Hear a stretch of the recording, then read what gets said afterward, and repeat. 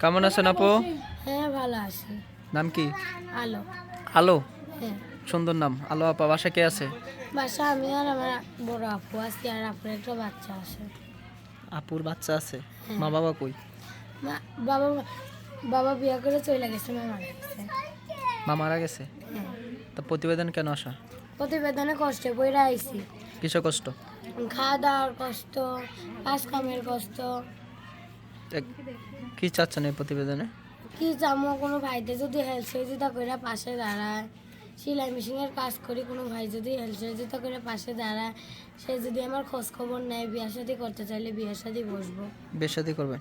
হ্যাঁ করবো। কেমন বয়সের ছেলে পছন্দ? যেমনই হোক, যদি সে আমাকে পছন্দ করে তাহলে আমিও তো তাকেই পছন্দ করব।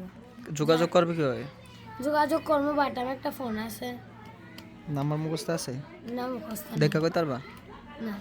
কেউ যদি নাম্বার কথা বলতে চান আলোর সাথে, নাম্বারটা বলছি 0192690526 নাম্বারটা সবসময় পাওয়া যাবে। হ্যাঁ পাওয়া যাবে।